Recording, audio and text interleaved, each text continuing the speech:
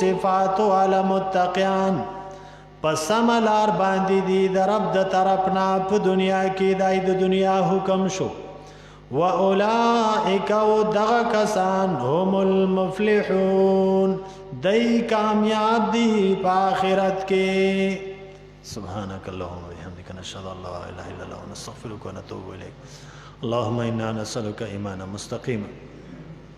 وفضلا دائما ونزر الرحمه اللهم اهدنا واهد بنا وجعلنا سببا لمن اهتدى اللهم انا نعوذ بك من جهد البلاء ودرك الشقاء وسوء القضاء وشماتة الاعداء یا الله څومره خلکو ته تلاس نیولې الله د دې پلاسونو کې خیر واچ یا الله څومره خلک پریشان دي الله دا غي پریشانې نه ختمې کا الله څومره مسلمانان بیماران دي شفای کامله عاجله نصیب کا الله دا کم عذاب چې دی په منګ باندې د کرونا په شکل کې مقرر کړی دی الله زر تر زر د پکا الله رب العزت د دې مصیبت او د عذاب د وجنه زمونږ مدارس بن شو الله د دې د وجنه زمونږ مساجد بن شو الله د دې د وجنه زمونږ مراکز بن شو یا الله فاکا منګ وسم غافل او توبه نو باسربا الله منګ د توبې توفیق راک الله رب العزت منګ سره احساس پیدا کا الله دومره پورې منګ ورسېدلو چې اخر را پس خپل دروازې بندې د جمعاتونو نم شړې د خپل کورونو نم شړې او پاغي کې مراته خلک ودرېد ټوپک پلاس باندې ډانګې پلاس باندې چې د الله کور ته مرازي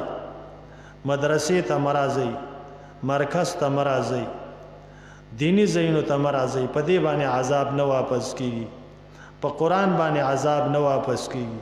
په منځونو باندې عذاب نه واپس کیږي رب کم حال ته منګ را ورسېدو رب کم وخت منګ پاتې شو رب د مسلمان نظریم دا شو چې جمعات بن شي نو عذاب بد پش رب د مسلمان نظریه دا شو چې مرکز د دین بن شي نو عذاب بد پش الله د مسلمان داسې بیکار عقیده شو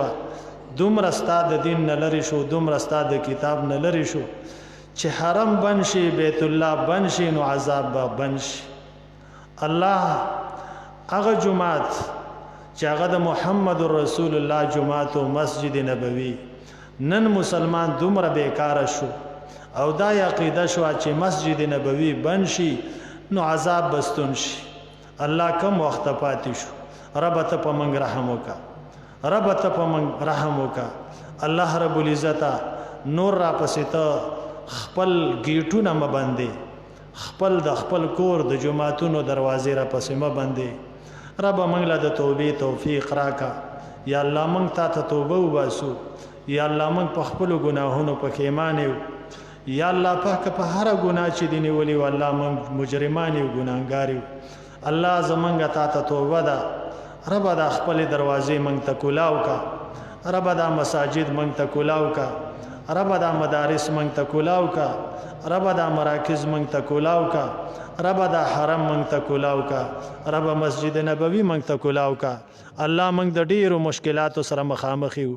الله منګ د ډیرو پریشانانو سره مخامخ یو